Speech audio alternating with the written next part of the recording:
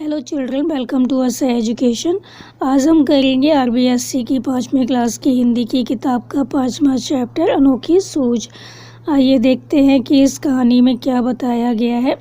तो ये जो बात है काफ़ी पुराने ज़माने की है। तो उस समय क्या होता था, जो देवता होते थे और जो दानव होते थे, राक्षस होते थे, उनमें युद्ध होता रहता था। तो दोनों ने एक बार क्या किया, दोनों पक्ष मिलकर एक बार प्रजापति के पास गए। तो उनसे जाकर कहते हैं कि मान्यवर, हम दोनों ही आपकी संतान हैं। अब आप बताइए कि हम दोनों में से बुद्धि में कौन बड़ा है, कौन महान है। तो उनकी बात सुनकर जो प्रजापति थे वो मुस्कुराए। तो उन्होंने मन ही मन में सोचा कि किसको कहूँ कि वो बड़ा है, वो महान है, क्योंकि अगर एक को कहता हूँ तो दूसरा क्या होगा, नाराज़ हो जाएगा। तो वो सोच रहे हैं कि मैं देवताओं को महान कहूँ या दानवों को या राक्षसों को। तो वो सोचते हैं अगर मैं देवताओं को बड़ा बताता हूँ तो क्या होगा, राक्षस जो है वो नाराज़ हो जाएंगे, और अगर राक्षसों को बड़ा बताता हूँ तो देवता लोग नाराज़ हो जाएंगे। फिर क्या होगा, हो सकता है दोनों में आपस में फिर युद्ध होने लग जाए, दोनों लड़ने लग जाए। तो जो प्रश्न था बहुत ही टेढ़ा था, बहुत कठिन था बताना कि कौन बुद्धि में बड़ा है।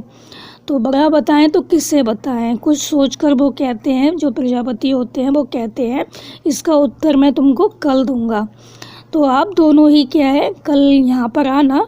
तो वो क्या करते हैं, भोजन पर आमंत्रित करते हैं, मतलब भोजन अपने घर में भोजन के लिए बुलाते हैं।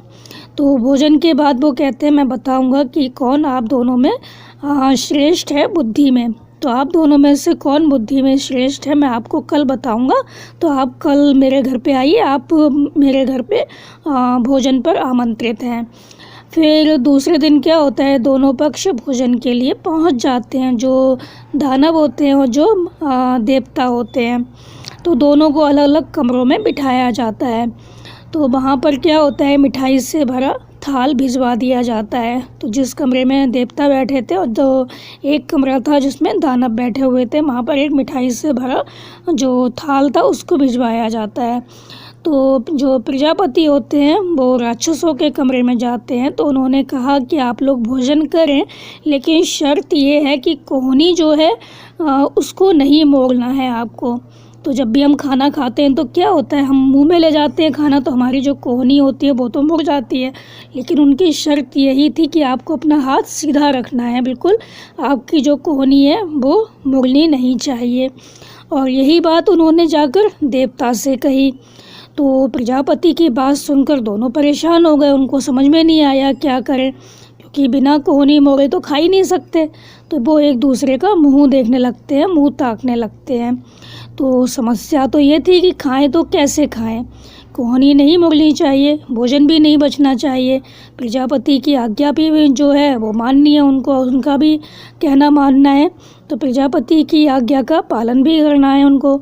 तो देवताओं ने एक उपाय सोचा, कमरे के जो किवाड़ थे उन्होंने बंद किए, आमने सामने बैठ गए। अब उन्होंने क्या किया, लड्डू उठा उठा कर एक दूसरे के मुंह में देने लगे। मतलब आमने सामने बैठे हुए थे, उन्होंने खुद नहीं खाया बल्कि एक दूसरे को खिलाया। इससे क्या हुआ, उनकी जो कोहनी थी वो मुड़ी नहीं, और उन्होंने सीधे सीधे हाथ से क्या किया, बिना कोहनी मोड़े एक दूसरे को खिलाकर जो मिठाई थी वो भी ख़त्म कर दी, मिठाई से भरा थाल था वो भी ख़त्म हो गया, और उनके जो भोजन था वो भी उन्होंने अच्छे से कर लिया। तो कुछ देर में उनका जो थाल था वो साफ़ हो गया सारे। तो इस तरह से क्या हुआ, सारे लड्डू समाप्त हो गए, ना तो शोर शराबा हुआ, और देवताओं ने शांतिपूर्वक भोजन कर लिया।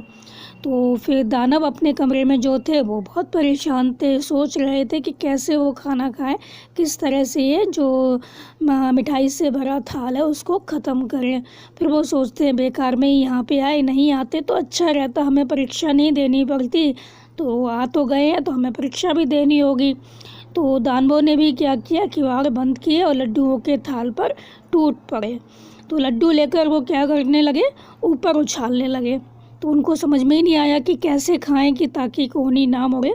तो वो लड्डू को ऊपर उछालते थे, और जब लड्डू नीचे आता था तो अपना मुंह खोलते थे लड्डू को लपकने के लिए, जैसा चित्र में दिखाया गया है। तो लड्डू क्या होता था, कभी कभी तो उनके मुंह में चला जाता था, और कभी कभी ज़मीन पर गिर जाता था, और ज़मीन पर गिरते ही क्या होता था, चूर चूर हो जाता था, लड्डू था वो टूट जाता था। तो कमरे में से हो ही इस तरह की आवाज़ें काफ़ी देर तक आती रहीं। वो लोग चीखते रहे, चिल्लाते रहे, आपस में लड़ते झगड़ते रहे। तो सारी स्थिति थी वो स्पष्ट थी। अब वो जो प्रजापति हैं वो कहते हैं कि देवता ही हैं वो श्रेष्ठ हैं। तो वो कहते हैं जानते हो क्यों श्रेष्ठ हैं देवता? क्योंकि उन्होंने सहकार की भावना से काम किया। तो आपस में उन्होंने सहयोग किया एक दूसरे का। इस तरह से उन्होंने क्या किया, खुद भी लड्डू खाए और दूसरों को भी उन्होंने खिलाया। तो उनका जो मानना है कि जियो और जीने दो, तो यही थी उनकी विशेषता। उनका कहना था कि तुम भी खाओ हम भी खाएं। तो इस तरह से क्या होगा, एक दूसरे को खिलाकर उन्होंने लड्डू भी ख़त्म कर दिए, एक दूसरे का पेट भी भर गया, सबका पेट भी भर गया अच्छे से, और ना कोई हो हल्ला हुआ, और वो इस तरह से जीत गए।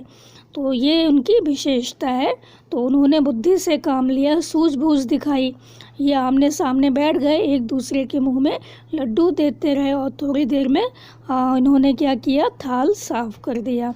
दूसरी तरफ दानवों ने शर्त का पालन किया, लड्डू उछालते रहे, उन्हें पाने के लिए लपकते रहे। ना तो उन्होंने खुद खाया लड्डू और ना ही दूसरों को खाने दिया। लड्डू भी थे काफ़ी सारे, बेकार हो गए, उनका पेट भी नहीं भरा। तो इस तरह से जो ये कहानी है वो यहाँ पे ख़त्म हो गई।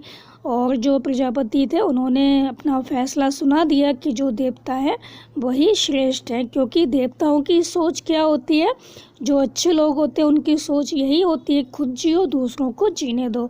और जो राक्षस होते हैं वो ना खुद जीते हैं ठीक से और ना किसी दूसरे को जीने देते हैं। इस कहानी का जो सार है वो यही है कि जो देवता हैं वो क्या करते हैं, मतलब जो अच्छे लोग होते हैं वो खुद तो जीते ही हैं, दूसरों को भी जीने देते हैं। और जो राक्षस होते हैं, बुरे लोग होते हैं, ना तो खुद जीते हैं ना ही दूसरों को जीने देते हैं। तो बच्चों आप इस कहानी को अच्छे से समझ कर याद कर लीजिए और हमारे चैनल ऐसा एजुकेशन को लाइक कीजिए, सब्सक्राइब कीजिए और शेयर करना मत भूलिए। Thank you.